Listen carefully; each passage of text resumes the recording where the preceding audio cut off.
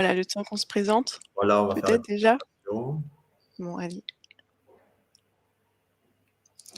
Ah, Alors du coup, bonjour Perrine, mes amies niçoises.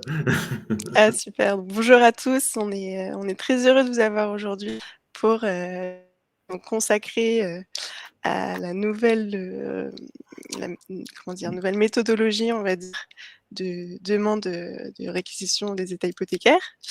Hem, donc moi je suis Marianne Martin, directrice produit chez Intelligia.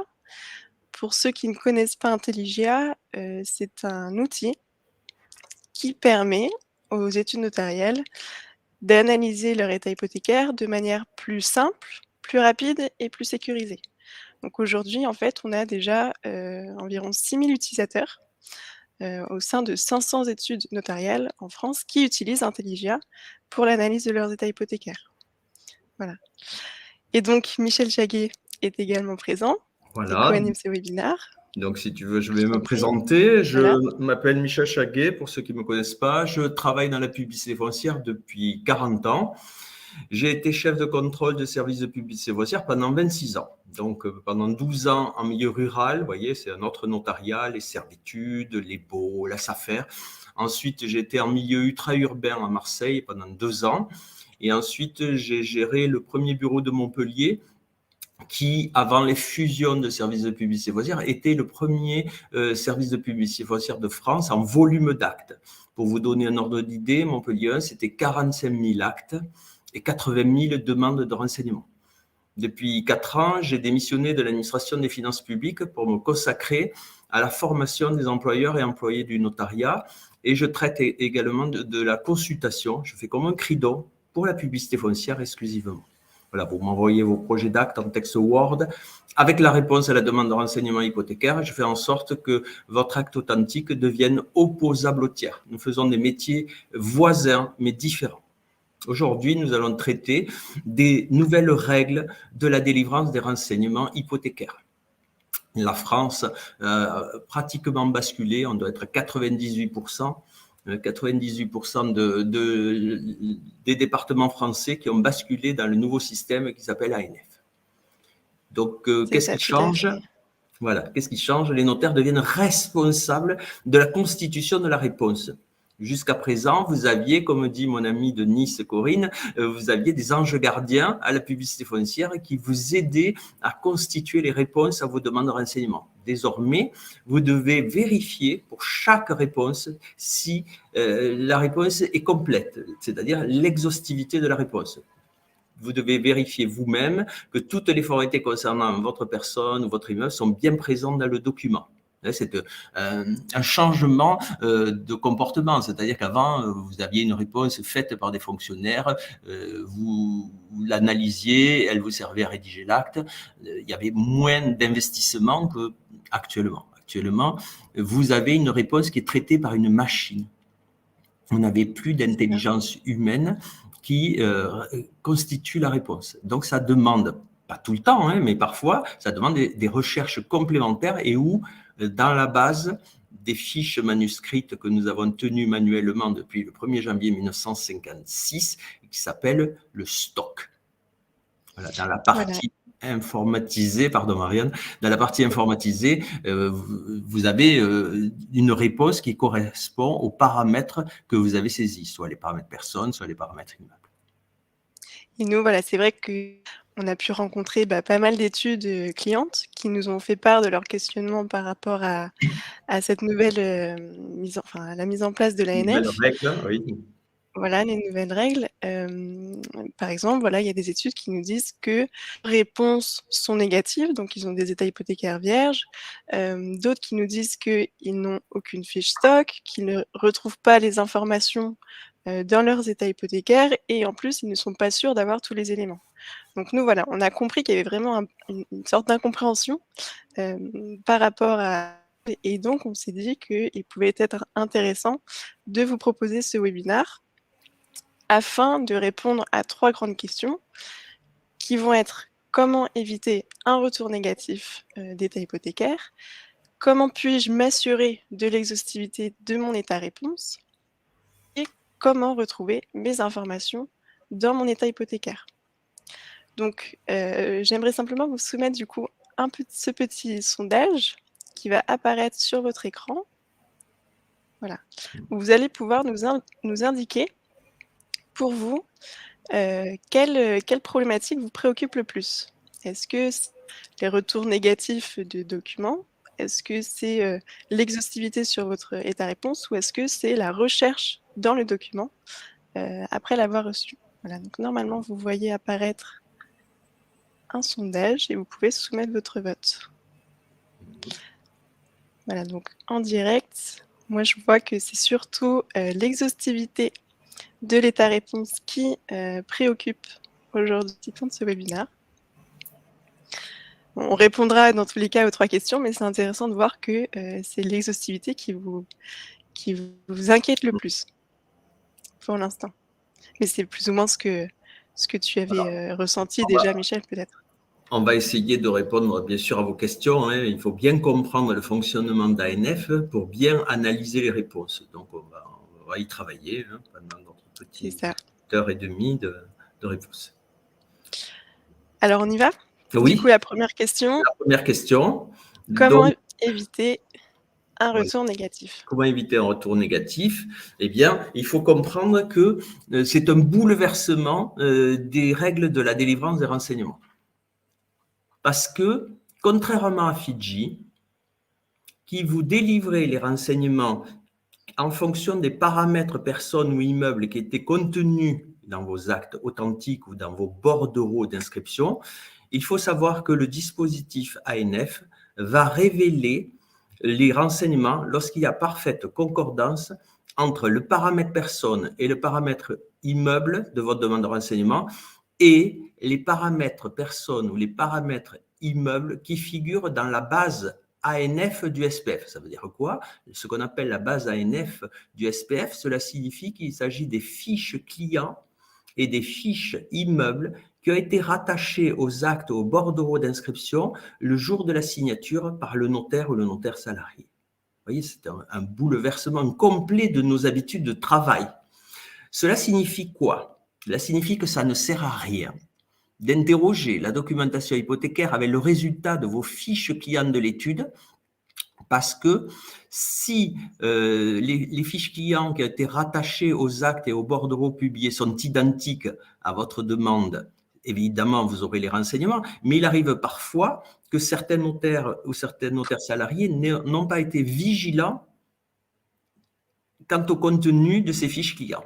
Donc, il faut savoir que vous avez une fonction proposée par les logiciels de rédaction d'actes qui s'appelle la pré-identification et qui vous permet de visualiser les personnes connues par le service de publicité foncière concerné, tant dans le stock, c'est-à-dire la partie avant l'informatisation, les fiches carton que nous avons tenues manuscritement depuis le 1er janvier 1956 jusqu'au basculement informatique du SPF, et ensuite dans le flux, la partie informatisée. Donc, tout le monde comprend bien que l'intérêt de ANF, c'est d'interroger par le contenu de la base ANF et non pas par le contenu de vos fiches clients. Parce que, évidemment, vous avez beau, vous, avoir vérifié l'extrait d'acte de naissance, si dans l'acte, c'est bien mis la personne née le 4 mai 2000 et que dans la fiche client, par inadvertance, on a laissé le 5 mai 2000, vous ne pourrez obtenir le patrimoine de votre client né le 4 mai 2000 qu'en interrogeant pendant 50 ans, qui est le délai de délivrance de renseignements par l'administration, en interrogeant sur le 5 mai 2000. Vous devez reproduire dans vos demandes de renseignements l'erreur. Alors, c'est pas compliqué, on vous laisse pas dans le noir, dans le brouillard, mais vous devez systématiquement passer par la fonction de pré-identification proposée gratuitement par le logiciel de rédaction d'actes. Vous voyez? Donc, dans tous les 3, que ce soit sur Fichorga, sur Genapi. Sur les 3, voilà. C'est l'administration, Marianne, c'est la DGFiP qui met à disposition des logiciels de rédaction d'actes les fiches clients qu'elle détient. Je dis toujours sur le mode comique que c'est l'île de la tentation. Vous êtes là dans un supermarché avec le caddie et vous avez toutes ces fiches clients qui clignotent et qui disent « achetez-moi, achetez-moi ». Donc, vous comprenez, pour une même personne, vous pouvez en avoir 1, 2, 2, 3, 4, 5 fiches clients. Et donc, dans vos débours, montez un peu les débours, hein, c'est 12 € l'achat. Et ce n'est qu'après les avoir achetés dans la demande de renseignement que vous verrez les formalités qui sont rattachées à ces fiches clients qui ont été, je le rappelle, rattaché le jour de la signature à l'acte authentique par un notaire salarié, parce qu'il a certifié que ces fiches clients ou ces fiches immeubles étaient l'exact reflet des données littérales contenues dans l'acte. Parfois, c'est la réalité. Parfois, certaines n'ont pas fait ce travail de vérification en amont. Donc, il faut bien comprendre qu'on bouleverse nos habitudes, on retrouve les formalités, les titres, les charges, les bordereaux par le contenu des fiches clients et non pas par le contenu des actes et des bordereaux. C'est une révolution. Et donc, il arrive parfois que même en ayant mis la bonne désignation cadastrale, alors peut-être pas pour les parcelles, mais il arrive parfois qu'en ayant mis la bonne désignation cadastrale, la fiche immeuble qui a été rattachée à l'acte ou au bordereau soit différente. Donc, pour sécuriser vos dossiers, lorsque la réponse à une demande réelle est négative, il faut penser à doubler par une demande personnelle. Et maintenant, vous le savez, ne pas prendre votre fiche client, mais en faisant la pré-identification et en recherchant le paramètre personne connu dans la base SPF. Parce que certaines notaires ou clercs n'ont pas été sensibilisés depuis 2007, on n'a pas commencé hier, à l'obligation de fiabiliser les fiches clients et les fiches immeubles qui doivent être l'exact reflet des actes et des bordereaux que vous publiez, des données littérales. Vous voyez, on Oui, parce change que le monde. Pardon, la Marianne. pré-identification ne concerne que la pré-identification sur les personnes, pas sur les Oui, parcelles. pour l'instant, la DSN, le CSN et la DGFiP ne vous permettent que de consulter les paramètres personnes. Ça viendra, je pense, dans un second temps, Marianne, mais pour l'instant, vous n'avez accès qu'à la base des personnes. Un jour, je pense, ça va évoluer. ANF, c'est une application jeune. Vous aurez certainement accès à la base des immeubles. Donc, la mesure de contournement que je préconise, c'est de passer par le paramètre personne quand vous avez le titre de propriété sous les yeux et que malgré l'interrogation par la référence cadastrale, ça ne donne rien. Alors, en parcelle, il y a rarement des erreurs, mais en assise de copropriété, avec la volumétrie, ça arrive fréquemment. Le contenu de l'acte est bon, mais par contre, la fiche immeuble qui a été rattachée à l'acte le jour de la signature est différente. Ça empêche la délivrance de la formalité ou du bordereau d'inscription. Donc, il faut passer par le paramètre personne. Il faut croiser. Et puis, voilà, sur le long terme, il faut également du coup prendre le réflexe de fiabiliser les fiches clients. C'est ce que tu Ça préconises. devient indispensable. C'est déjà le cas depuis 2007, mais les instances n'ont peut-être pas suffisamment insisté sur cet aspect. Lorsqu'on signe un acte, on fait certifier au notaire l'identité des parties. Il y a un certificat de l'identité des parties, ça c'est depuis le 1er janvier 1956, mais on leur fait également certifier qu'ils ont vérifié que le contenu des fiches clients et des fiches immeubles est conforme aux données littérales de l'acte authentique. Et là, certaines n'ont pas été suffisamment sensibilisées. C'est la raison pour laquelle vous avez des fiches clients discordantes. Et donc là, en exemple, alors, c'est un exemple voilà, qui est fréquent. La civilité est un critère qui est pris en compte par ANF, qui n'était pas pris en compte par les fonctionnaires de la publicité foncière. Donc, on se retrouve au moment de la signature avec une erreur de fiche client dans laquelle, au lieu de Madame Marianne Martin, on a mis Monsieur Marianne Martin. Dans l'acte, on a corrigé. On a mis Madame Marianne Martin, mais comme la civilité, ça implique la création d'une nouvelle fiche client, avec Madame, eh bien, on a rattaché celle qu'on avait déjà créée avec Monsieur. Cela signifie que pour obtenir le patrimoine de Madame Marianne Martin, il faudra interroger pendant 50 ans avec Monsieur Marianne Martin. Vous voyez, c'est pas neutre. Hein. Donc, toutes les études où on ne fiabilise pas les fiches clients, qui doivent être l'exact reflet des données littérales, vous empêchez une délivrance correcte des renseignements. Très bien. Alors voilà, donc là, c'était pour la question comment éviter un retour négatif. Donc, si jamais vous avez des questions, surtout n'hésitez pas, vous avez Oui, l'onglet vous avez questions en bas à droite. Voilà, vous pouvez tout à fait nous poser des questions et on y répondra. Alors du coup, on peut passer à la deuxième problématique, problématique qu'on a identifiée, qui est: comment puis-je m'assurer de l'exhaustivité de mon état-réponse? Et c'est en fait la question apparemment que la plupart des participants, Oui. se posent aujourd'hui. Alors, première réponse que tu suggérais? Alors, déjà, il y a la problématique des immeubles en secteur rural.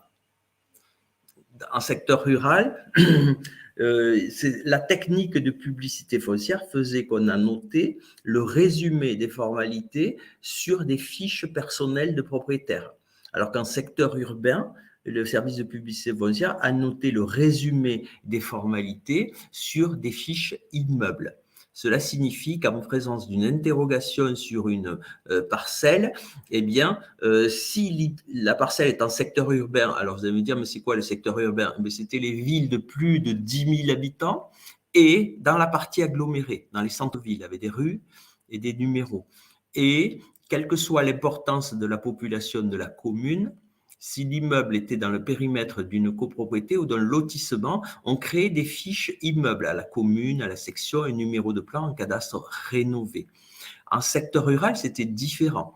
On n'annotait pas le résumé des formalités sur une fiche immeuble à la commune, section et numéro de plan. On annotait donc ce résumé des formalités sur les fiches personnelles de propriétaires. Donc, cela signifie que chaque fois que vous faites une interrogation avec le dispositif ANF sur une parcelle, en secteur rural, dans la partie avant l'informatisation qu'on appelle le stock, vous n'aurez rien. C'est systématique. Voilà. Alors, Marie qui pose une question. Si j'ai bien saisi vos préconisations, les demandes EHF vont coûter beaucoup plus cher s'il faut y intégrer les multiples fiches qui peuvent exister pour un seul client. Oui, Marie, vous avez très bien compris, mais cela signifie que la profession doit se ressaisir. Tout l'existant, on ne peut pas revenir dessus, mais parce que personne ou peu de gens savaient que un dispositif informatique retrouvait les formalités et les bordereaux d'inscription, non pas par le contenu des bordereaux. Un ordinateur ne sait pas lire des actes ou des bordereaux. Il a fallu trouver un système. Il retrouve les documents qui sont rattachés par les notaires le jour de la signature, qu'on appelle les fiches clients ou les fiches immeubles. Donc, Marie, effectivement, pour l'instant, par manque de formation, il faut monter les débours. Je suis d'accord avec vous. Mais c'est le seul moyen de sécuriser vos documents. C'est le prix de la sécurité juridique. Pourriez-vous nous montrer comment on fait la préidentification? Donc, Élodie, chaque logiciel de rédaction d'actes à son système. Donc, il y a à peu près, il y a 3 sociétés qui se partagent le marché. Donc, chacune a ses modalités. Donc, je ne peux pas vous former au logiciel. Moi, vous savez que je suis un chef de contrôle de la publicité foncière. Je l'ai vu dans deux sociétés, on va dire Septéo et Fichorga, Fiducial, et je sais que j'ai des confrères qui l'ont, ils y arrivent aussi, mais il faut leur demander, vous devez avoir une hotline, à quel endroit ça se trouve. Donc, vous tapez la commune de situation de l'immeuble, vous tapez le nom, la date de naissance, et au moins l'année, et ça vous donne tout ce que connaît le SPF, tant dans le stock que dans le flux. Élodie. Vous voyez ? Je pense qu'effectivement qu'on vous renverra également après les webinaires quelques captures d'écran justement, Oui. de cette, fonctionnalité de préidentification Je sais sur que chacun des logiciels. chez Septéo, vous allez dans la loupe là, rechercher la documentation. Enfin, c'est mon amie Corinne, la de Nice, qui m'en avait parlé, et vous retrouvez ces documents. Mais chaque logiciel a sa fonction de préidentification. L'endroit exact où ça se situe, moi, n'ayant pas de logiciel de rédaction d'actes, je ne peux pas vous le montrer. Mais ça existe, ça c'est sûr, Élodie. Il faut vous en préoccuper. Vous avez compris, c'est indispensable, c'est essentiel. En deuxième suggestion, du coup, tu indiquais de relire, la rubrique personnes et immeubles pris en compte pour la recherche. Voilà. Vous avez un document à la fin des réponses ANF qui s'appelle l'annexe à l'état-réponse. C'est indispensable de relire ce document. Donc, méthodologie d'analyse, lorsque vous recevez une réponse à une demande de renseignement, ça ne sert à rien d'examiner directement la réponse. Il faut commencer par aller à la fin du document pour aller lire l'annexe à la réponse. Ce document retrace ce que vous avez saisi et retrace ce que l'algorithme ANF a retenu pour traiter la réponse. Donc, c'est là que vous verrez, parfois, vous décèlerez beaucoup d'erreurs qui ont pu être faites, soit dans la saisie, parce que, bon, on ne va pas se le cacher, vous avez également des logiciels de rédaction d'actes qui ne sont pas au point. Comment ils ne sont pas au point? C'est-à-dire que vous avez saisi le lot 6 sur AB1 et après, vous avez fait une deuxième ligne, le lot 6 sur AB2 et 3. Et je ne sais pas par quel mystère, quand vous examinez l'annexe à la réponse, vous allez découvrir que votre lot 6, l'algorithme l'a cherché sur le lot 6 sur AB1, 2 et 3. Il a regroupé les parcelles. Cela signifie que vous n'avez ni le titre de propriété de vos clients, ni les charges, ni le commandement de la saisie. Donc, vous êtes incapable de rédiger l'acte parce que vous n'avez pas les renseignements nécessaires à son établissement. Donc, il va falloir aussi vérifier si les critères que vous avez saisis dans la fiche immeuble ont été restitués correctement par le logiciel de rédaction d'actes que vous connaissez. Je ne possède que les références cadastrales. Les fiches de stock ne révèlent rien. Comment accéder aux fiches personnelles? De Béatrice Crislin. Question assez Béatrice, oui. Je ne possède que les références cadastrales, les fiches stock. Vous devez aller aux fiches parcellaires pour vérifier, on va y venir tout à l'heure, pour vérifier qu'il y a une formalité publiée depuis le 1er janvier 1956. On a encore des dossiers dans lesquels les gens sont propriétaires avant le 1er janvier 1956 ou en cadastre napoléonien. Donc, pour l'instant, ANF n'est pas complet. Vous ne pouvez pas encore acheter les copies des actes directement parce que le fichier parcellaire va vous révéler les volumes et numéros des actes de mutation. C'est comme ça que nous faisions, nous les fonctionnaires, pour répondre à vos demandes réelles en secteur rural. On allait voir le parcellaire, on regardait le volume numéro et ensuite on allait repérer le nom et la date de naissance du dernier propriétaire. Et ensuite, on repartait dans les fiches carton pour analyser les différentes mutations, les charges, privilèges et hypothèques. Donc, pour l'instant, vous n'avez pas à votre disposition ANF Acte, ça va arriver, hein, vous aurez les copies numérisées de tous les actes que vous achèterez et en 10 minutes, vous aurez les réponses. Vous les achèterez 15 €, 30 € si c'est un état descriptif. Voilà. Pas de fiche parcellaire existante. Béatrice, je ne comprends pas ce que vous voulez dire. Pas de fiche parcellaire existante. Vous avez accès aux fiches parcellaires, mais s'il n'y a rien devant, vous avez la certitude que depuis le 1er janvier 56, ou alors si elle l'est, c'est un cadastre non rénové, en plan napoléonien. Voilà, donc voilà, pour Béatrice, Thierry a répondu acquisition avant 56. Quand le parcellaire est vierge, cela signifie qu'il n'y a eu aucune formalité publiée depuis le 1er janvier 1956 ou depuis la date de mise en service du cadastre rénové de la commune considérée. Donc, si c'est du plan napoléonien, il faut aller par les personnes et comme vous n'arrivez pas à avoir les personnes, il faut vous aider pour l'instant, puisque vous ne pouvez pas acheter les actes, par le relevé de propriété. Il faut aller voir qui est imposé à la taxe foncière au cadastre et repérer le nom et la date de naissance. J'espère qu'on a répondu du coup à votre question, Béatrice. Oui. Sinon, voilà, donc il y a aussi l'idée d'aller identifier les désignations antérieures ou postérieures à votre parcelle pour aller ensuite rechercher. Béatrice, Carita hypothécaire délivrée avant ANF, délivre les fiches personnelles. Béatrice, c'est normal, c'était les fonctionnaires qui l'ont rajouté avec ANF. Si vous êtes en secteur rural, c'est à vous, avec la clé réale, à aller chercher chacune des fiches des personnes. Donc, il faut analyser les réponses, il faut voir le premier du flux, c'est le dernier du stock. Donc, vous regardez le premier dans le flux avec le nom et la date de naissance et vous repartez dans le stock pour chercher. Il y a du travail, Béatrice. Il faut savoir que l'activité des services de publicité foncière, c'était 80% de l'activité.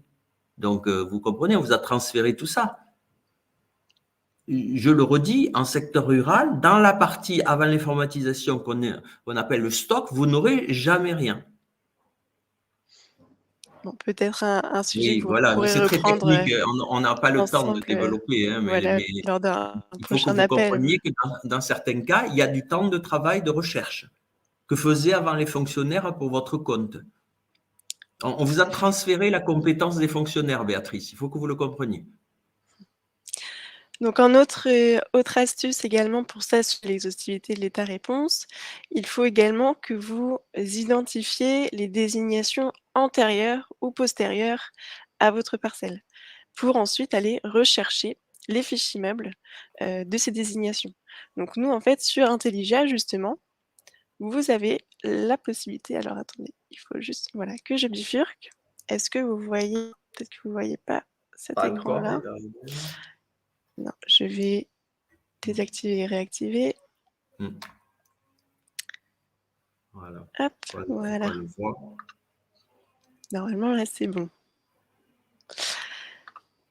Voilà, donc ici, on est sur Intelligia. Donc, comme je vous le disais, Intelligia, c'est un outil qui vous permet d'analyser vos états hypothécaires de manière plus sécurisée, plus rapide et plus simple. Comment ça se passe? En fait, tout simplement, on est sur l'interface principale et on vient charger un état hypothécaire sur l'interface, pardon. Donc là, par exemple, je choisis un état hypothécaire et je vais pouvoir lancer l'analyse du flux Fidji dans un premier temps et ensuite je pourrai lancer l'analyse du stock dans un second temps. Donc là, je vais lancer l'analyse pour vous montrer comment ça fonctionne. Et ensuite, je vais vous montrer comment est-ce qu'on peut facilement identifier justement les parcelles antérieures, enfin les désignations, pardon, antérieures ou postérieures à votre parcelle actuelle. Voilà, donc là, sur Fidji, l'analyse est terminée. Je descends un petit peu. On est bien sur la partie Fidji.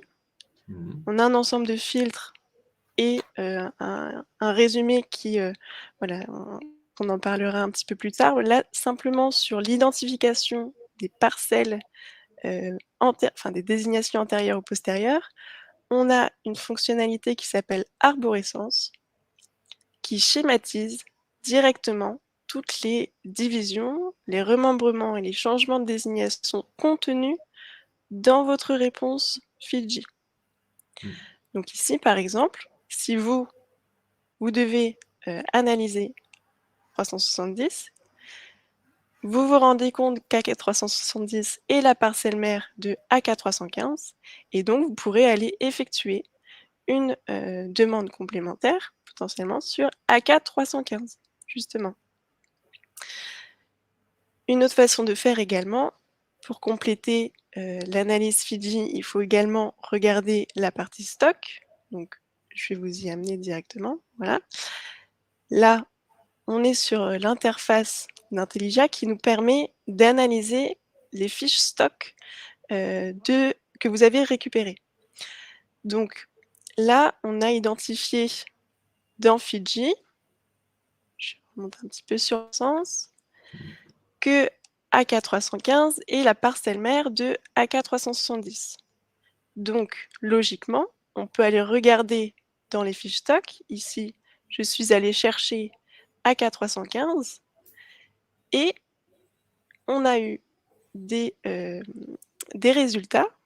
Tout ce qui est en jaune, les formalités en jaune correspondent en fait à AK366. Je vais vous montrer qu'on a surligné dans le tableau des parcelles.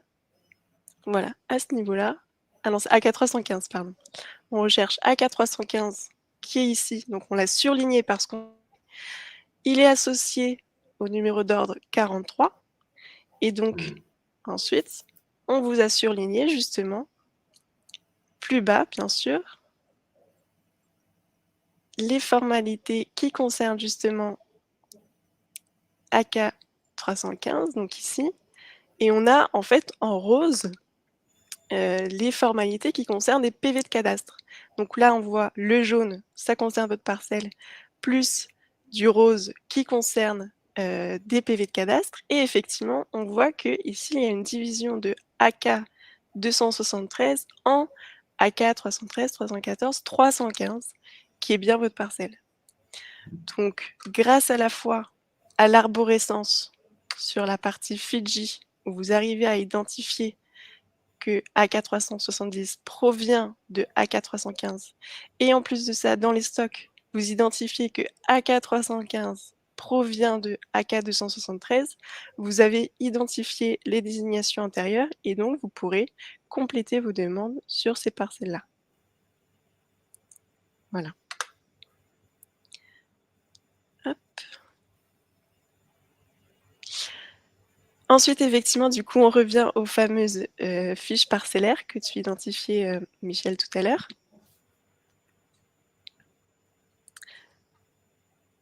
Allô?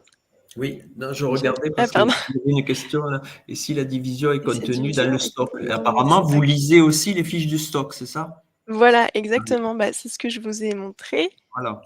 Alors Vous attendez, avez hop. développé un logiciel qui lit tant dans le flux que dans le stock. Voilà, on a effectivement, en fait, lorsqu'on détecte une division dans le stock, elle est surlignée en rose parce qu'en fait, on fonctionne avec que 2 couleurs qui Que sont des couleurs. ici. Voilà. Donc ici, tout ce qui concerne les PV de cadastre, ça va être Oui. surligné en rose. Et là, on identifie bien qu'on a effectivement un PV de cadastre avec une division. Voilà. Dans votre exemple, la division est d'abord dans Fidji. Oui, tout à fait. Hmm. Ah, s'il Oui, n'y c'est-à-dire a que pas de première division dans Fidji, bah, c'est pas grave, on peut aller directement sur la partie stock pour aller voir s'il y a eu des divisions. c'est ça. Voilà. Est-ce que vous savez, Marianne, quand même, que dans certains SPF, au lieu de mettre dans la colonne annotation des formalités les sections et les numéros de plan, ils mettaient aussi les numéros d'ordre. Ah bon? Ouais, D'accord. il faut le savoir. Au lieu de mettre division de A4 lorsqu'il y en avait beaucoup, ils mettaient division de la numéro 1 en 43 et 44 pour Ah oui, économiser du d'accord. temps. Donc parfois, vous serez confronté à ça, il faut le savoir. D'accord. Donc il C'est faut bon à que le savoir, numéro effectivement. d'ordre soit pris en compte tant dans la colonne immeuble, mais également parfois dans la colonne formalité. Je le dis pour vos Je développeurs, hein. comprends. Et oui, parce qu'ils ont voulu. Effectivement, merci. C'était un fichier papier. Ce fichier, on ne pensait pas qu'en 2023, on le confierait au notaire. C'était le nôtre et c'est nous qui vous délivrions les renseignements. Donc, on avait tendance à utiliser des abréviations. Donc, parfois, vous serez confronté dans l'analyse des procès-verbaux de cadastre au fait qu'au lieu d'utiliser section et numéros de plan, ils utilisaient les numéros d'ordre carrément à l'intérieur des formalités. Donc, D'accord. on les retrouvait à la fois OK. dans la colonne immeuble et à la fois dans le texte. Je comprends. OK. C'est bon à savoir, effectivement. Alors, on peut y aller où votre Votre logiciel logiciel y y va. va. Donc, en fait, Intelligia, c'est vous qui chargez l'état hypothécaire que vous avez reçu et ensuite on l'analyse. Donc je ne sais pas si c'était ça votre question, mais voilà. Donc oui, sur les fiches parcellaires, donc tu conseilles effectivement de les rechercher. Oui. Donc tout le monde a bien compris, vous connaissez la règle des divisions et des réunions, on appelle ça les changements de consistance. Chaque fois que vous interrogez sur les parcelles filles, vous n'avez pas droit au titre de propriété des mères dans la mesure où vous n'avez pas saisi la désignation cadastrale des immeubles mères ou des lots mères ou des volumes mères dans votre demande. Hein, donc c'est une règle. Donc là aussi, ça oblige à avoir une parfaite connaissance de ce que j'appelle les origines cadastrales. Il est évident que les clercs rédacteurs qui continuent à mettre les origines cadastrales dans leurs actes seront gagnants dans la restitution de l'information avec ANF. Vous voyez, moi je dis toujours à mes étudiants à la faculté ou à l'INFN, je leur dis toujours, vous avez aujourd'hui la vente de AB22, dans le titre de propriété c'est AB1, eh bien il faut écrire dans l'acte de disposition origine cadastrale, précision étant faite que la parcelle AB22 provient de AB19, qui provient elle-même de AB17, qui provient de AB12, qui provient de AB9, qui provient de AB6, qui provient de AB3, qui provient de AB1. Vous voyez, ça c'est le rural. Parce que ne le faisant pas, chaque fois que vous retravaillerez sur la parcelle AB22, vous allez envoyer une demande de renseignement, 12 € sur AB22, pour découvrir 9 minutes après qu'elle provienne de AB19, mais comme on change le paramètre, il faut renvoyer une demande payante sur le paramètre AB19 pour avoir le titre de propriété de AB19 et découvrir que AB19 provient de AB17. Et il faut renvoyer une demande payante à 12 € sur AB17. Donc tous les clercs qui ont arrêté de faire les origines cadastrales, je dis toujours, pour les clients, c'est le même coût, c'est les mêmes émoluments, mais il n'y a rien dans l'acte. C'est beaucoup plus succinct. Eh bien, c'est du temps perdu lorsqu'on retravaille sur le dossier, qu'on restitue l'information. Dans les origines de propriété, je dis toujours, c'est la même règle, il faut mettre les noms et les dates de naissance. Pourquoi? Parce qu'en secteur rural, c'est à noter aussi sur les fiches des personnes. Donc, ayant les noms et les dates de naissance dans les titres, ça permet de remonter directement sur les fiches carton, dans les fiches personnelles de propriétaires. Vous voyez?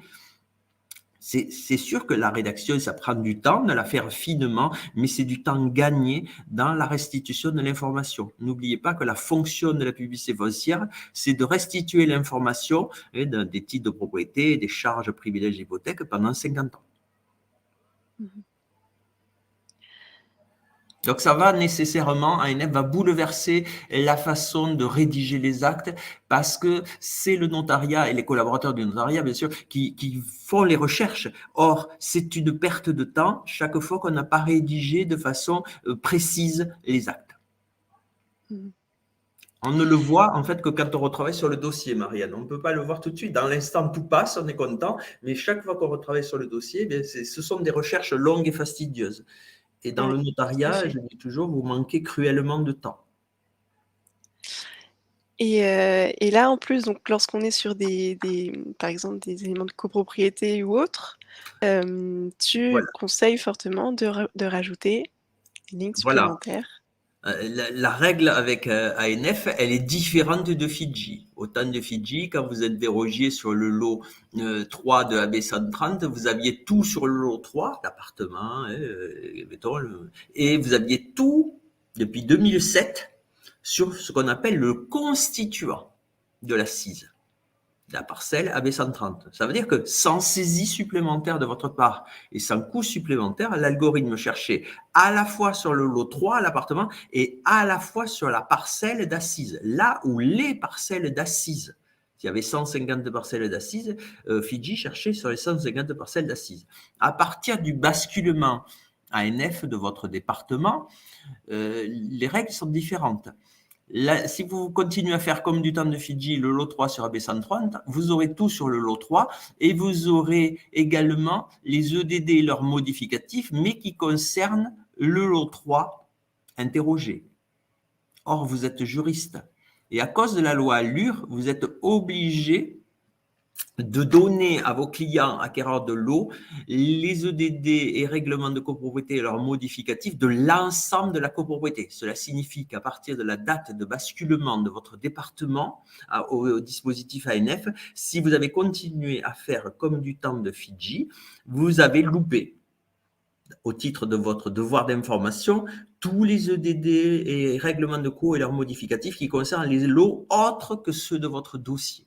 Donc, la mesure de contournement qui est préconisée depuis la mise en place du dispositif ANF dans votre département, c'est de faire une ligne pour le lot 3 sur AB130 et une ligne sur la parcelle d'assises qu'on appelle le constituant AB130.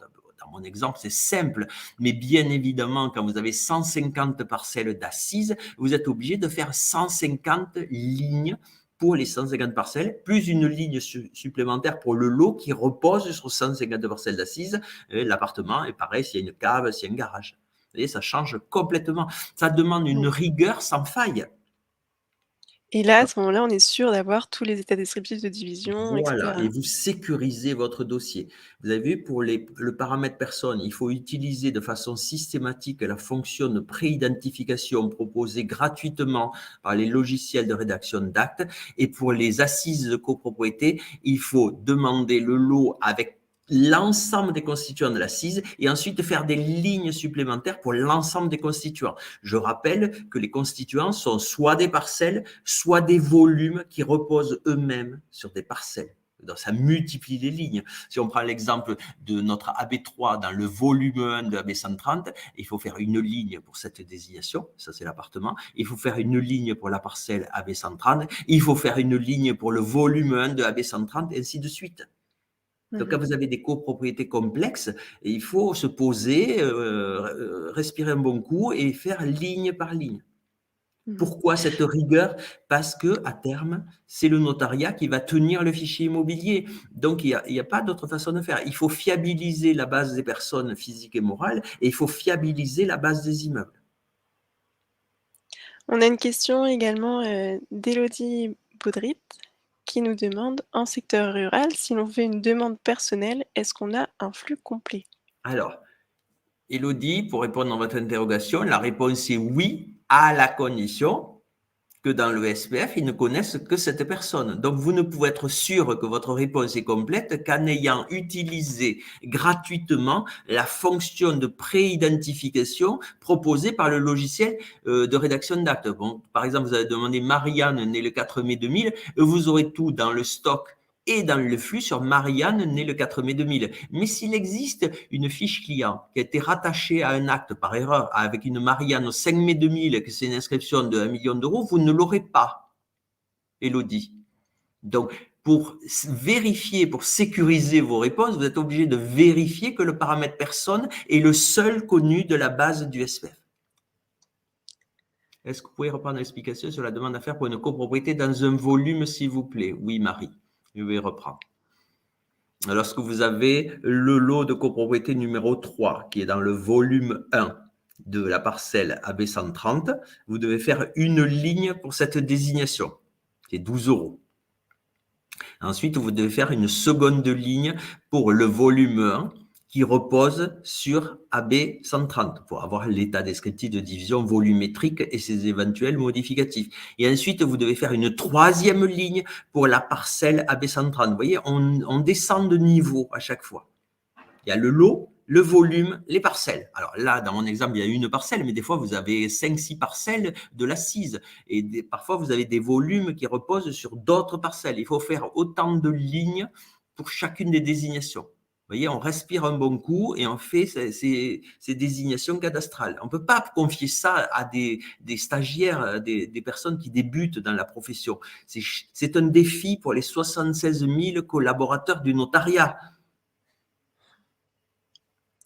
Alors, Eric, nous avons une formation, il fallait faire des demandes réelles et non plus personnelles afin d'avoir un maximum de réponses. Selon ce que vous dites, pas du tout. Mais j'ai pas dit ça. Vous pouvez faire des demandes réelles, mais ça chiffre vite.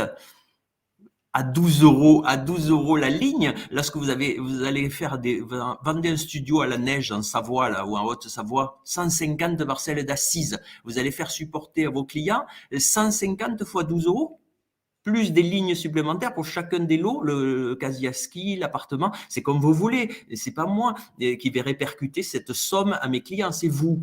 Honnêtement, ça fait cher. Bien sûr que si vous avez un lot sur une parcelle, vous faites 2 lignes, ça fait 24 euros. Mais vous savez maintenant que vous pouvez atténuer le coût en mettant le coût de la demande, bien sûr, en mettant un paramètre personne. Moi, je ne vous oblige de rien. Hein. Vous pouvez continuer à faire comme avant, faire de la réelle, c'est très bien, mais c'est cher au bout d'un moment. Et la réelle personnelle, du coup, elle est tout aussi chère? Alors, la réelle personnelle, elle est très intéressante en termes de coût. C'est-à-dire que vous avez un forfait de 12 euros pour lequel, au-delà du 5e immeuble, alors le forfait de 12 euros comprend 3 désignations de personnes et 5 désignations cadastrales. Au-delà de la 5e désignation cadastrale, c'est un coût supplémentaire de 2 euros par ligne, par immeuble supplémentaire, que ce soit des parcelles, des lots, des volumes. Et pour les personnes, c'est au-delà de la 3e. C'est un coût supplémentaire de 5 euros. Donc, il faut apprendre, ça s'apprend à jongler sur le tarif, permettre à vos clients d'avoir des demandes de renseignements que vous allez répercuter dans les débours d'un coût relativement faible, mais sans mégoter sur la sécurité juridique. On nous a dit du coup de mettre une personne, mais avec une erreur. Oui, Myriam, c'est très bien. On va y venir. On y vient. Bon, du coup, là, sur la question: «Comment puis-je m'assurer de l'exhaustivité de mon état-réponse?», on comprend que parfois il faut aller, rechercher des fiches, personnelles dans la base, stock. En plus de ça, il faut, s'assurer, voilà, que les personnes, heu Les notaires du rural, Marianne, je vous coupe, ils sont un ah peu pénalisés. C'est sûr que quand vous oui, interrogez Paris AB20, grâce à l'indexation et la numérisation des fiches carton, vous aurez l'image de la fiche carton de Paris AB20 dans le stock et vous aurez tout dans le flux. Mais si vous mmh demandez Saint-Just en secteur rural AB20, dans le flux, vous aurez tout ce qui concerne Saint-Just AB20, puisqu'il n'y a plus de distinction depuis l'informatisation entre rural et urbain. Mais dans la partie du stock, vous n'aurez pas de fiche immeuble à Saint-Just mmh. AB20. Pourquoi? Parce que la technique de publicité foncière faisait qu'on annotait le résumé des formalités en secteur rural, non pas sur des fiches immeubles, mais sur les fiches de propriétaires. Donc, une machine ne sait pas lire les formalités. Donc, dans la partie du stock, ANF ne vous délivrera jamais rien en secteur rural.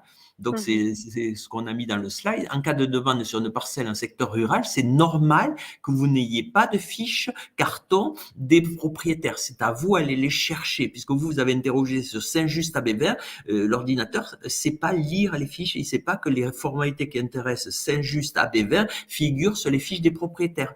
C'était les fonctionnaires du SPF qui vous rajoutaient les images des fiches de propriétaires. Désormais, c'est vous. Est-ce que c'est clair? Ah bah, clair. Donc et puis voilà, vous pouvez aussi être amené du coup à compléter, vos demandes en allant rechercher sur les désignations antérieures ou postérieures. Voilà. Résultat, en fait, il se peut que vous ayez plusieurs, documents qui concernent un même dossier.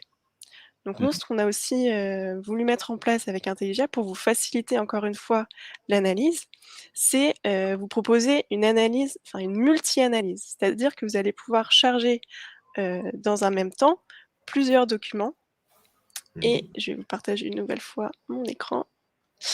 Donc plusieurs documents pour, analyser en une seule fois et obtenir une synthèse de, tous ces documents. Hop, voilà, je vous partage une nouvelle fois mon écran. Donc ici, on se retrouve encore une fois sur l'interface d'Intelligia et ici, je vais pouvoir aller chercher du coup un premier état hypothécaire. Je le sélectionne et là, c'est, en fait le premier état réponse par exemple que j'ai réceptionné. Donc c'est un document qui est, voilà, assez classique avec on a de la chance, on a du stock et également, donc, une partie, voilà, Fidji. Si je souhaite y ajouter une fiche stock que je suis allée moi-même récupérer, par exemple. Donc je peux sélectionner un deuxième document qui, voilà, là si je l'ouvre, vous allez voir que c'est une fiche stock, toute simple, voilà.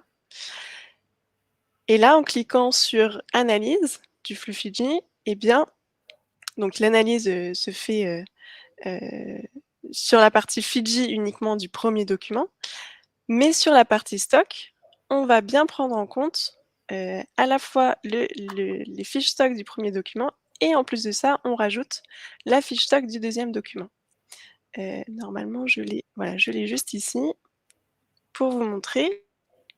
Sur la partie stock, on a donc, le premier document qui fait quand même, 50 pages, il me semble. 54 même. Et on va bien retrouver à la fin, voilà, ça c'est la fiche stock qu'on a ajoutée, voilà, au premier document. Et donc toutes les recherches qu'on va faire prendront bien à la fois, les fiches stock du premier document plus celles du deuxième document. Donc on n'a plus, voilà, la crainte de passer à côté d'une information lorsqu'on a plusieurs documents à analyser, qu'il faut traiter, les doublons et cetera, ça peut être embêtant. Nous, grâce à cette multi-analyse justement, eh bien, on identifie, on compare les données, et donc vous avez une seule analyse qui comprend bien toutes les informations de tous les documents chargés qui concernent le même dossier. Vous avez retenu une présentation sur la forme des anciennes fiches du stock, c'est-à-dire à gauche, Exactement. mutation servitude active, avec Tout à fait. les origines de propriété de la plus récente, je suppose, à la plus ancienne, et à droite, vous avez mis les charges Voilà. de gage hypothèque. Ah, ça m'a rajeuni Exactement. de 20 ans, hein, Marianne.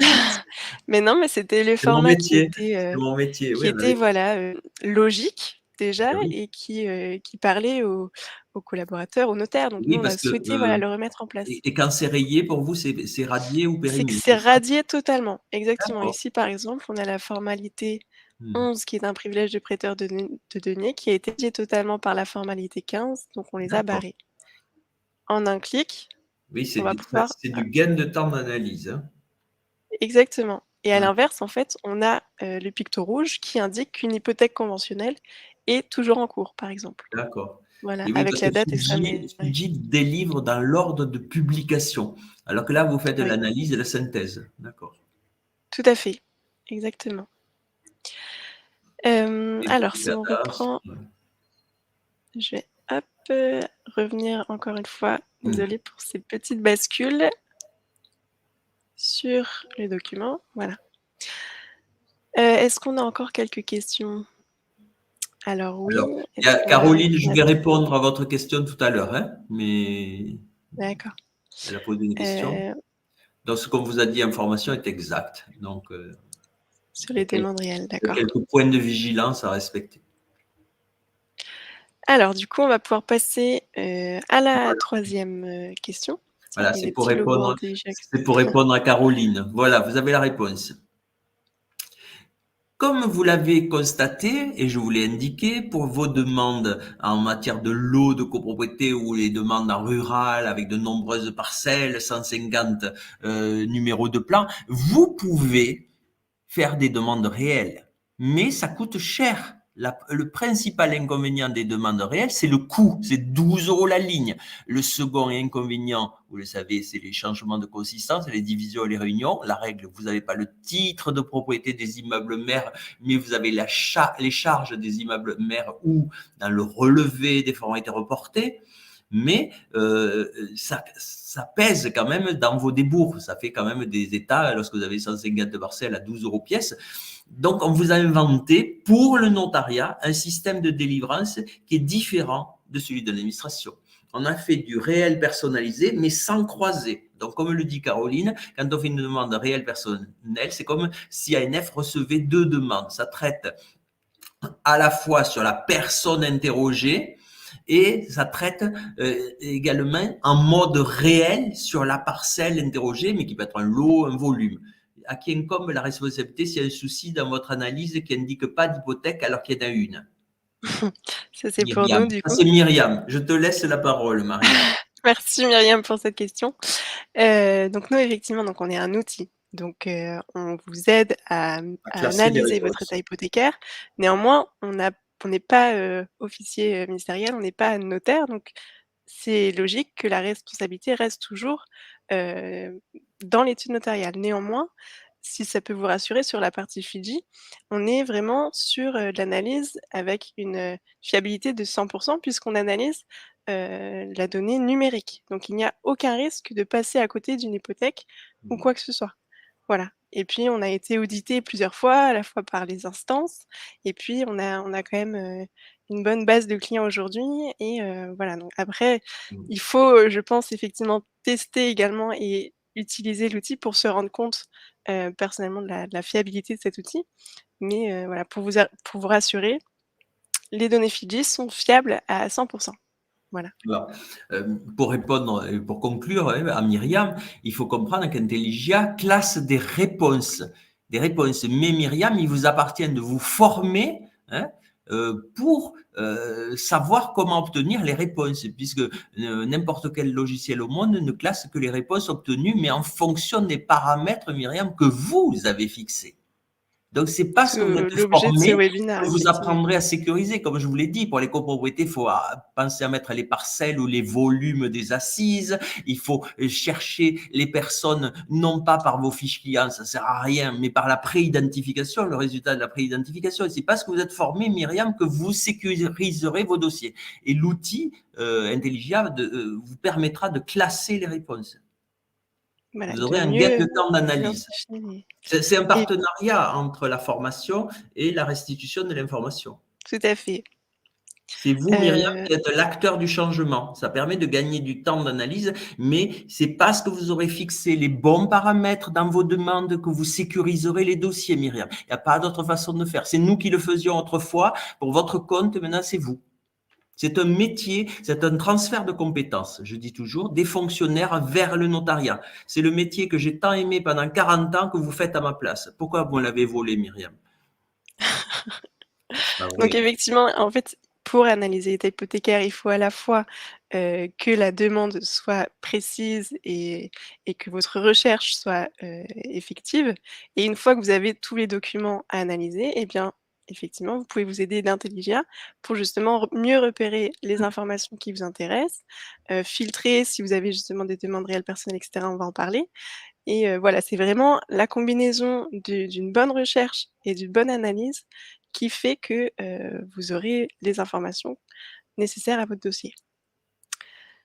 Alors du coup, concernant les demandes, Comment demander la fiche personnelle d'une personne morale? Eh bien, pareil, Claire-Marie, il faut passer par la pré-identification et vous aurez les désignations de la personne morale. Vous passez par le sirène et vous les interrogez toutes et vous allez être très surprise. Pour les personnes morales, parfois, la profession n'a pas été rigoureuse. Donc, pour le même sirène, vous pouvez avoir jusqu'à 18 dénominations différentes. Là encore, les notaires qui publient les changements de dénomination, de forme, de siège, il faut le faire à titre obligatoire. Eh bien, ils seront gagnants parce que ça fait une passerelle informatique entre les deux désignations. Tant que vous ne les publiez pas, c'est considéré dans la base des personnes comme des personnes morales différentes. Et 12 et 12 et 12. Montez bien les débours, hein, Claire-Marie. Pourquoi ce transfert de compétences, Béatrice?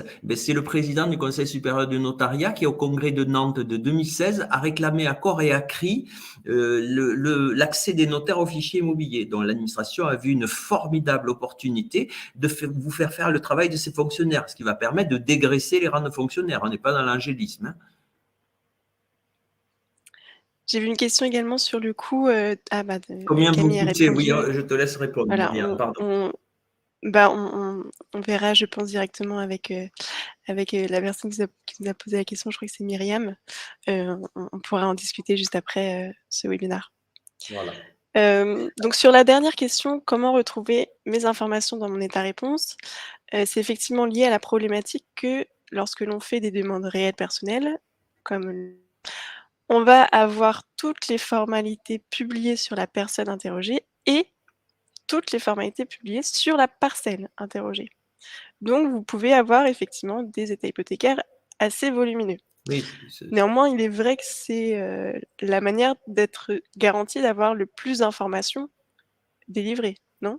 Alors, ce qu'il faut bien comprendre, c'est que contrairement à Fidji qui croisait le paramètre personne avec le paramètre immeuble et qui vous conduisait à travailler dans l'insécurité juridique, tout au moins pour les demandes sur les parcelles, alors que pour les lots de copropriété, les volumes, il y avait des règles de délivrance différenciées depuis 2007, ANF a mis tout le monde sur un pied d'égalité. Désormais, on peut faire du réel personnalisé à cause du coût, puisque tout le monde l'a bien compris, je l'ai dit, on peut faire des demandes réelles, mais ça chiffre vite, puisque vous avez vu qu'il faut décomposer en matière de copropriété les parcelles assises, et c'est 12 € la ligne. En secteur rural, tous les changements de consistance, il faut penser à saisir les désignations cadastrales antérieures, ça chiffre vite. Donc, on vous permet de faire du réel personnalisé pour bénéficier du tarif forfaitaire. C'est-à-dire que jusqu'à 3 désignations de personnes et 5 références cadastrales, ça vous coûte 12 €. Au-delà du 5e immeuble, c'est 2 € supplémentaires par immeuble. Et au-delà de la 3e personne, c'est 5 € supplémentaires par personne supplémentaire. Donc, le point de vigilance, c'est qu'il faut comprendre que ANF considère qu'il y a 2 demandes en une. Une demande sur la personne, mais sur toutes les communes du ressort du SPF et une demande en réel sur les parcelles, les lots ou les volumes interrogés. Donc, vous avez compris, ceux qui sont en secteur rural, si vous demandez la SAFER, vous allez avoir, à cause du paramètre personne SAFER, qui est, entre parenthèses, s'appelle Société d'aménagement foncier et d'établissement rural de votre département ou de votre région, eh bien, vous aurez tout ce qu'a fait la SAFER, tant dans le stock que dans le flux, sur toutes les communes du ressort du SPF. Vous comprenez qu'avec les fusions de SPF, les ressorts se sont agrandis. Il n'est pas rare d'avoir 5000 pages à lire. 5 ramettes de papier. Ceux qui font de la VFA, c'est le même problème. Continuez à faire comme du temps de Fidji. Demandez le promoteur et les lots. Si le promoteur il a fait 3 programmes dans le ressort du SPF, vous avez les 600 VFA qu'il a fait. On change de monde. Donc, c'est petit à petit que vous allez monter en puissance. Vous allez vous former et vous allez apprendre à jongler sur le paramètre personne parce qu'il faut considérer que le paramètre personne est une astuce pour atténuer le coût. Vous pouvez faire des demandes réelles, mais ça coûte vite très cher avec cette obligation de bien décomposer les différentes désignations cadastrales successives, décomposer toutes les strates des parcelles ou des volumes assises de copropriété. Donc, on vous permet de faire du réel personnalisé. Donc, pour rebondir ce que disent certains, eh bien, on peut avoir une astuce et mettre un paramètre personne qui n'a pas de patrimoine. Alors Pourquoi? juste Parce que dans avant le de flux, ah pardon. pardon, excusez-moi, oui, il faut que Non, tu c'est me parce qu'en coupes. fait, justement, je rebondis, sur ce que tu dis par rapport aux demandes personnelles. On a eu plusieurs questions par rapport à des demandes sur, des soit au nom de l'État, Et qui ne voilà. répondent pas à une Pour forme de l'État, société. il faut rien mettre sur l'État. Vous mettez les parcelles qui vous intéressent, comme ça dans le flux, ça travaille en mode réel, et après vous mettez comme personne Donald Mickey, et dans le stock, au vu de la réponse, avec votre clé réelle, vous allez chercher la fiche de l'État qui vous intéresse.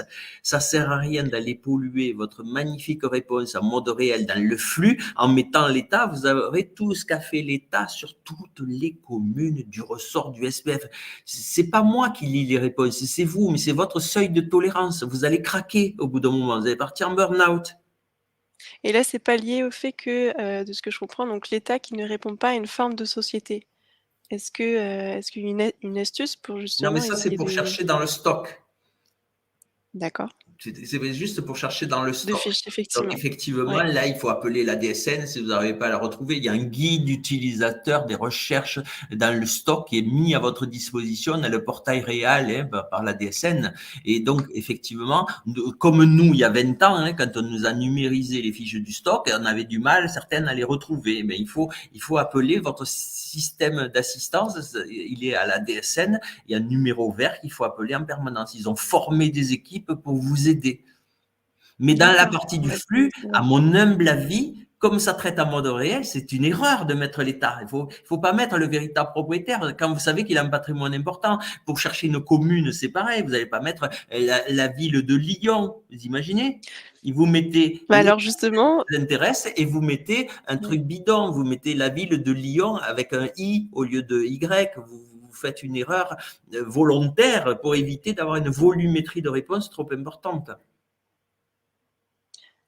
Hem, Alors, alors il y a Pierre dans le Hédard système Collin qui actuel, on ne répond peut pas rentrer ouais. le nom de l'État car il n'a pas de personnalité morale. Alors là, il faut voir les logiciels de rédaction d'actes aussi, parce qu'il y a aussi les logiciels de rédaction d'actes, ils ont des avantages, ils ont aussi des inconvénients. C'est par vos appels, et c'est les appels de la profession qui vont conduire à améliorer les logiciels de rédaction d'actes, comme l'exemple que j'ai cité, où vous avez bien saisi le loci sur AB1 et une deuxième ligne, le loci sur AB2 et 3, et que dans l'annexe à l'état réponse, vous découvrez que le locis, ça a été traité sur AB 1, 2 et 3. C'est normal, vous n'aurez ni le titre, ni les charges, vous ne saurez pas si votre client il est saisi, parce que c'est la conformité absolue, ça ne pourra délivrer les renseignements que si on trouve le loci sur AB1 ou le loci sur AB2 et 3. Le loci sur AB1, 2 et 3 n'existe pas. Mmh. Donc, méthodologie d'analyse, on passe par l'annexe à l'état réponse. Ça va déceler beaucoup d'erreurs de saisie qui viennent soit de votre fait, soit des logiciels de rédaction d'actes. Certains sont peut-être encore en retrait sur ça. Il faut qu'ils améliorent aussi leurs produits. Mmh. Et encore une fois pour, la demande personnelle donc, Oui. sur une personne morale, donc c'est, Eh bien, si pardon, la j'ai personne perdu le morale a prénom. pas de patrimoine, peu de patrimoine, on fait la préidentification.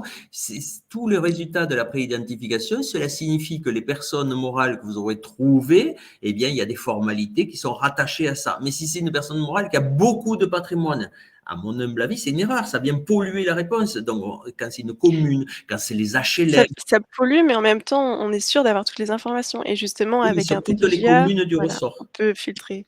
Oui, voilà, Oui, vous avez la oui, possibilité c'est sûr, ça d'aider fait vos beaucoup. clients, effectivement, mais Ça peut être justement une astuce de se dire: «On fait une demande réelle personnelle» parce qu'en plus ça coûte moins moins cher cher. et on est sûr d'avoir toutes les informations et ensuite, on va montrer ça, on peut s'aider justement d'Intelligia pour filtrer les informations qui vous intéressent. Mmh. Juste avant de vous montrer ça, il y a une question donc de Claire, Marie-Bauge qui dit: «Je sors d'une formation ANF, on nous recommande de demander la fiche personnelle d'une personne morale par sa dénomination sociale et non par le numéro SIREN. Qu'en pensez-vous?» Alors, là, Claire-Marie, vous parlez du stock. Et oui, parce que l'obligation d'indiquer le numéro sirène dans vos actes, elle est du 1er juillet 1998. Or, il faut que vous sachiez que les premiers SPF qui sont passés du tout papier au tout informatique, eh bien, les premiers SPF, c'était Paris 2 et Arras en 1998. Donc, ensuite, de juillet 99 à juillet 2003, on a basculé l'ensemble des services de publicité foncière du tout papier au tout informatique. Donc, dans le stock, Claire-Marie, vous aurez peu de fiches carton avec le numéro sirène. Vous en aurez quelques-unes, mais voilà, ça n'a été introduit, l'obligation de mettre un numéro sirène dans vos actes qu'au 1er juillet 1998. C'est la raison pour laquelle, dans le stock, vous ne retrouverez les fiches carton que par leur dénomination. Mais là aussi, il faut continuer à publier les changements de dénomination, puisque les fiches carton, elles ont été passées dans un scanner dans l'état où elles se trouvaient en 2003. Donc, il vous faut connaître la dénomination de la personne morale il y a 20 ans. Nous sommes en 2023. Or, vous retrouverez l'image de la fiche carton avec la dénomination qu'elle avait il y a 20 ans. Vous voyez, là, encore une fois de plus, les notaires qui ont gardé l'habitude, et c'est obligatoire, hein, je le rappelle, c'est prévu dans le décret de la publicité foncière, de publier les changements de dénomination, de forme et de siège, eh bien, vous gagnerez du temps dans l'analyse parce que vous aurez moins de difficultés à retrouver comment s'appelait la personne morale il y a 20 ans. N'oubliez pas que le stock, c'est une base morte. Elle est figée au moment où nous avons passé les fiches hypothécaires carton dans un scanner, il y a 20 ans, en 2003. Donc du coup, simplement pour revenir sur Mais oui, si Eric, jamais, voilà, on c'est la fait une nouvelle demande technique, réelle il me personnelle. paraît très important de rédiger dans nos actes les origines de propriété trentenaire et non pas les annexer. Et oui, souvent on le fait pour gagner du temps, Eric. Et en fait, ANF va vous contraindre à revenir au cœur de métier. Il faut faire les origines cadastrales, il faut mettre dans les origines de propriété les noms, les dates de naissance. Rédacteur, c'est un métier, je dis tout le temps. Ça va redonner du sens à votre métier que parfois, sous la pression de l'immobilier, vous aviez un peu perdu. Parce que la fonction de la publicité foncière, c'est de restituer l'information. Et c'est parce qu'autrefois, c'est nous qui le faisions, les fonctionnaires, pour votre compte, vous ne voyez pas bien à quoi ça servait tout ça. Et maintenant, c'est vous qui êtes embêtés pour rechercher parce qu'il manque des informations dans vos actes, on les a rédigées vite et tout ça. Ça va nécessairement changer la façon de rédiger les actes. Alors, pas tout de suite, hein, mais d'ici quelques années, vous verrez qu'il y aura obligatoirement un changement parce que vous allez passer trop de temps dans l'analyse et tout ça. Et vous, le temps, je l'ai déjà dit, vous en manquez cruellement. C'est vrai. Donc, c'est un défi, je le dis toujours, c'est un défi pour les 76 000 notaires et collaborateurs du notariat. Hein. Tout à fait. Mais je pense qu'à terme, c'est vous qui allez tenir le fichier. Donc, il faut absolument en être conscient et il faut que vous gardiez un fichier immobilier de qualité qui va vous servir à délivrer les fonds, à permettre à vos clients créanciers de prendre des garanties sur les immeubles.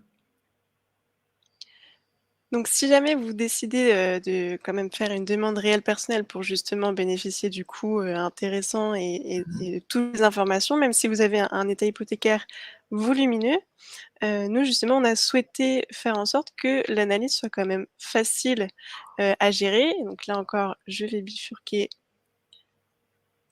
hop, voilà, sur l'interface pour vous montrer que lorsqu'on a un état hypothécaire très volumineux, donc ici par exemple, voilà, j'ai un état hypothécaire, je vais vous l'ouvrir, qui est là,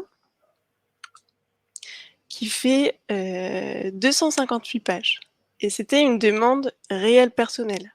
Et oui, puisque Si tu je as vais à la la toute troisième fin, et le paramètre personne. Voilà, ça c'est l'exemple voilà. type, Donc si Marianne, j'ai, de ce qu'il ne faut pas faire, parce que c'est trop lourd à lire. bah, c'est lourd, mais alors du coup, Mais c'est vous, bien vous parce qu'on les est sûr aidez, d'avoir vous toutes les les aidez, tout à informations. fait. Voilà. Voilà. Nous justement, on vous permet de, malgré la volumétrie d'un état à réponse, d'une demande réelle personnelle, de retrouver facilement et en quelques secondes, hein, vous allez le voir, les informations qui vous importent.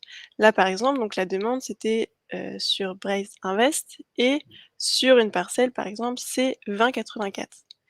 Donc nous, ce qu'on a mis en place, hop, je ferme ça,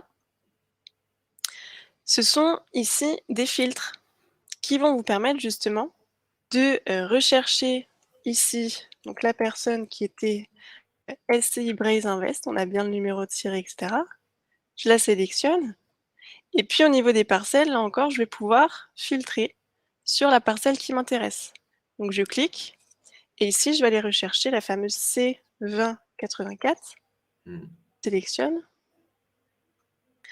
Simplement, juste avant d'appliquer le filtre, je vous montre toute la volumétrie des formalités. Voilà, on est quand même sur un gros document. Donc là, c'est compliqué effectivement de retrouver les informations qui nous importent. Si j'applique le filtre que je viens de sélectionner, il y a un petit traitement, mais voilà, je retrouve, là, on est sur une seule formalité qui contient à la fois Brace Invest et ma parcelle C2084. Donc ici, voilà, on a la formalité 6, où on a bien Brace Invest et la parcelle C2084. Donc ce mécanisme de filtre, il va vous aider à des réponses justement, volumineuses. exactement, retrouver la formalité qui vous concerne dans ces documents de 300 pages. Donc grâce à ça, quand même, vous pouvez à la fois faire une demande réelle personnelle, vous éviter tous les coûts de la demande réelle et vous garantir l'exhaustivité des informations. Très bien, Marianne. Très belle démonstration. Je réponds juste à la question de Béatrice qui demandait Oui, qu'un bien sûr. particulier prend rendez-vous au SPF. Il n'a pas besoin de prendre rendez-vous. Hein. Il nous envoie une demande de renseignement avec 12 euros. Le SPF délivre un état avec ce que vous appelez à l'ancienne, j'appelle ça les règles de délivrance Fidji, celles que nous connaissions vous-même jusqu'à présent. C'est-à-dire que vous avez deux systèmes désormais qui vont coexister. Vous avez un algorithme de recherche qui s'appelle ANF pour le notariat, avec ses critères de recherche propres. Mais si vous y réfléchissez, ça sécurise parce qu'on travaille en mode réel sur les parcelles, les lots et les volumes. Donc, c'est la meilleure des réponses possibles, la délivrance en mode réel. Et on vous permet d'atténuer le coût. C'est à vous de choisir avec pertinence de paramètres personnes parce que vous savez maintenant que si vous mettez à l'ancienne le promoteur, la commune, les HLM, là certainement dans votre exemple Marianne, c'est qu'ils avaient mis la communauté d'agglomération, ça vous donne une volumétrie de réponse très importante. Eh bien, c'est à vous à choisir une personne qui n'a pas de patrimoine ou une personne fictive ou une Donald, Mickey, Minnie plutôt, il y en a qui ont mis le nom de leurs études. Et après, vous pouvez également être dyslexique, mélanger le numéro sirène, vous pouvez voilà faire une erreur dans l'orthographe des noms. C'est des pistes, puisque ça ne vient pas obérer la qualité de la restitution, puisque ANF travaille en mode réel sur les parcelles, voyez. Donc, vous ne courez aucun risque. Et dans la partie du stock, bien évidemment, vous n'aurez rien, puisque vous avez mis une personne fictive. C'est à vous à aller chercher avec la clé réelle la fiche qui vous va bien, et non pas les 5000 fiches de la SAFER ou des HLM et tout ça. Vous voyez. Mais ce sont des pistes de réflexion. Moi, je vous oblige de rien. Je vous explique comment ça fonctionne et c'est vous, en interne, qui mettrez en place dans vos études le mode de recherche qui vous va le mieux. Alors, Et à on a terme, une autre l'ANF question permettra, également. est-ce que vous allez avoir des concurrents, Marianne? Est-ce qu'à terme, l'ANF permettra de filtrer? Est-ce que vous avez Nous, des on n'a contacts pas avec la d'informations DST? là-dessus. Oui, on est en contact, mais effectivement, je vois un sujet prioritaire pour aujourd'hui. Oui, voilà, c'est pas Hem, prioritaire, il me Parce semble. qu'en plus, ça a été enfin, ce projet de l'ANF, ça a été aussi, proposé par la DGFiP. Donc ce n'est pas forcément, la DSN qui sera en mesure, en plus, de filtrer ces fameuses demandes réelles personnelles. Voilà, donc malheureusement, je pense que vous aurez encore, voilà, la volumétrie sur les demandes réelles personnelles encore un certain moment, mais heureusement, puisque Intelligia existe et peut justement vous aider là-dessus. Mmh. Voilà, on a bien avancé Alors, sur ça, hein. Donc on a bien résumé. voilà, Évidemment, ce sont des pistes hein, pour améliorer l'indication d'un paramètre personne n'ayant pas de patrimoine ou fictive ou comportant une erreur volontaire dans la désignation peut tout à être fait. une astuce pour atténuer le coût des demandes et éviter des débours importants. Mais rien ne vous empêche de faire payer à vos clients 12 euros la ligne. Mais pensez à ça, hein, en milieu rural, vous pouvez avoir 150 parcelles x 12, ça fait cher. Peut-être pas pour C'est vous, mais sûr. nous, on trouve ça cher. Et pareil, pour les assises de copropriété multiples avec 150 parcelles, plus des volumes et tout ça, ça chiffre vite. C'est quand même 12 euros la ligne. Oui, c'est sûr. Mais alors du coup, voilà, si vous privilégiez quand même le traitement en mode réel des immeubles, Mmh. il y a une question. La CSI La sera CSI donc annulée? sera donc annulée. C'est possible, Élodie, hein, je ne suis pas dans le secret des dieux, mais quand vous annoterez le fichier, parce que ça, c'est la première étape. D'abord, on vous fait rechercher les renseignements pour constituer vos actes, et je pense que l'étape naturelle qui va venir, c'est qu'en 2025 ou 26, vous allez annoter le fichier à la place des fonctionnaires. Et là, effectivement, vous aurez la CSI réduite de moitié. Peut-être. C'est vos instances qui négocieront tout ça. Vous prendrez un émolument Mmh. de publication et tout. Elodie, voilà, votre vie va changer. Donc oui, pour revenir sur les demandes réelles, si vous faites des demandes réelles et surtout avec, l'importance du coup de bien rédiger les origines de propriété comme on l'a entendu, là, il y a quelques secondes. Justement, encore une fois, avec l'outil, on arrive à retracer de manière assez simple, et facile. Alors attendez, j'ai perdu. Est-ce que c'est ça? Oui, il faut que j'y aille. Voilà. Donc on a un onglet sur la partie Fidji qui s'appelle justement Origine de propriété. Là, l'idée, c'est de situer sur une frise chronologique toutes les mutations détectées dans Fidji. Et donc là, vous voyez toutes les mutations qui sont placées sur une frise temporelle. Et vous allez pouvoir, par exemple, si vous filtrez logiquement sur une parcelle, parce que c'est comme ça que ça se passe, on recherche une parcelle, donc j'ai filtré sur une parcelle. Et donc maintenant, sur ma frise chronologique, je vais retrouver uniquement les mutations qui concernent ma parcelle. Bien sûr, si la parcelle a subi des divisions dans Fidji, on rajoute automatiquement les mutations de la parcelle mère qui ont été détectées. Et donc là, par exemple, on va pouvoir accéder. Ah, j'ai un petit bug. On va pouvoir s'assurer, par exemple, que les vendeurs qui sont mentionnés ici, ensuite on a les bénéficiaires, donc on peut s'assurer que les vendeurs de mon effet relatif correspondent bien, par exemple, aux bénéficiaires, aux acquéreurs de la mutation précédente, et retracer l'origine de propriété comme ceci, au moins jusqu'aux années 2000. Après, effectivement, il faut reprendre, mais sur Fidji, voilà, on facilite la rédaction de l'origine de propriété en vous mettant en évidence les formalités concernées. Hmm. Voilà. Alors, je reviens. Hop. Au fichier. Désolée pour les bascules. J'espère que vous n'avez pas le mal de mer. La vallée. Hop. Non, c'est ça. Bon, et bien du coup, on va pouvoir arriver à En notre résumé. conclusion. En résumé, voilà. Donc, principalement, on a vu que pour éviter tout retour négatif, assurez-vous des paramètres personnes de votre demande en utilisant l'outil de pré-identification de votre LRA. C'est le point, peut-être Ah oui, ça l'un des c'est points, voilà, le les point de plus. vigilance. Vous avez vu, Voilà. tous les logiciels de rédaction d'actes ont cette fonction de pré-identification, mais elle n'est pas au même endroit, bien sûr, selon les logiciels. Donc, il faut vous en inquiéter, demander si vous ne l'avez pas encore trouvé, où elle se trouve. Et vous avez en gros 3 logiciels qui se partagent le marché, donc chacun a son endroit et tout. Hein, voilà. Après, vous devez C'est ça, avoir on essaiera on m'a également. montré, il y a des manuels utilisateurs, ils vous expliquent comment rechercher et tout. Mhm. Donc, tout le monde comprend bien la conclusion. Ça ne sert à rien de passer par les fiches clients, puisque s'il n'y en a aucune qui corresponde à la base du SPF à votre fiche client, vous n'aurez rien. Donc, il faut toujours passer pour optimiser vos réponses par les fiches clients connues du SPF, puisqu'à chacune sont rattachés des actes ou des bordereaux d'inscription. Là, c'est un moyen de sécurité extraordinaire. On vous met à Mm. disposition, c'est la DGFIP, elle est bonne, hein, la DGFIP. Elle vous met à disposition tout ce qu'elle a. Vous voyez, et toutes ces fiches clients vous font de l'œil, achetez-moi, achetez-moi. Ce n'est qu'au passage en caisse, après les avoir achetés à 12 € pièce, que vous aurez la liste des formalités rattachées, les ventes et donations. On ne peut pas visualiser les ventes et les donations en faisant la pré-identification. Je rappelle que la pré-identification est gratuite. Il ne nécessite pas l'utilisation d'une clé réelle.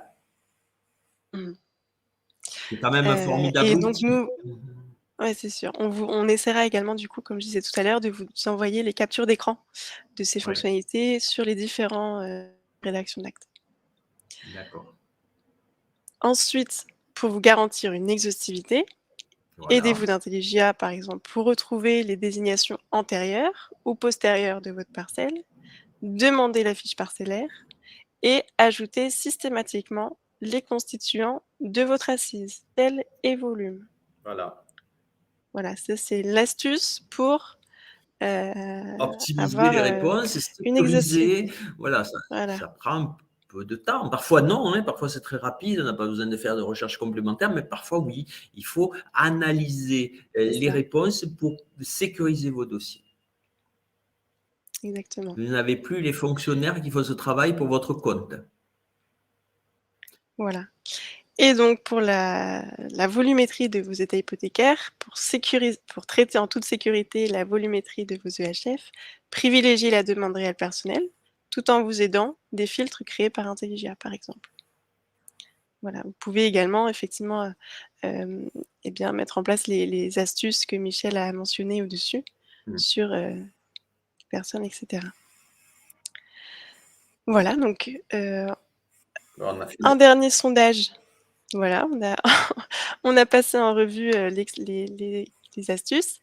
Heu, je vais vous proposer un sondage pour, savoir si vous souhaitez tout simplement, eh bien, qu'on vous recontacte, que ce soit, mmh, pour oui, le sondage est bien publié, je crois, oui. que ce soit pour des formations complémentaires, proposées par Michel, que ce soit pour notre outil ou alors pour les 2. Voilà, vous pouvez nous faire part de votre souhait d'être contacté directement à ce niveau-là.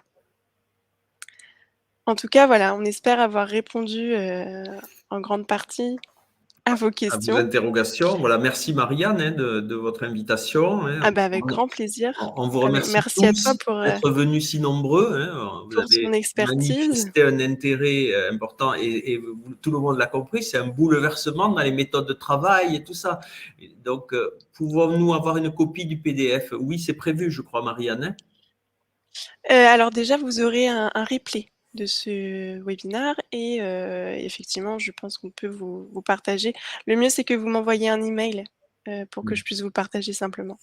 Voilà, donc vous avez mes coordonnées juste là sur la slide, mmartin@intelligia.io.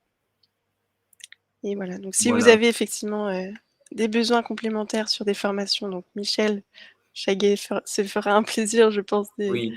de répondre à C'est vos mon nouveau demandes. métier. J'ai quitté l'administration pour former les collaborateurs et les Voilà. leaders et pour faire de la consultation de publicité foncière sur vos dossiers, hein. Je réponds pas sur l'aspect fiscal, mais que sur toute la problématique de publicité foncière. Vous voyez, les actes rectificatifs, Mmh. les modificatifs d'état descriptif de division en copropriété ou en volume, les fusions, tout ça. Je vous aide à publier tout ça. Voilà.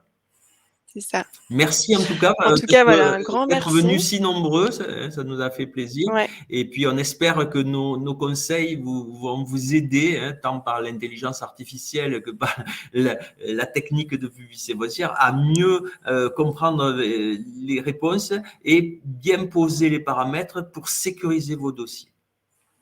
Voilà. tout à fait. Donc un grand merci, je Merci vois quelques Corinne. questions encore, Ah oui, sur le coût également du logiciel. On reviendra vers vous, très vite oui, voilà. à ce propos. En tout Allez, cas, un grand merci à vous et puis, eh bien, bonne journée, bon week-end à tous Maria, bonne journée. et et à bientôt. Merci beaucoup en tout cas. Au Au revoir. revoir.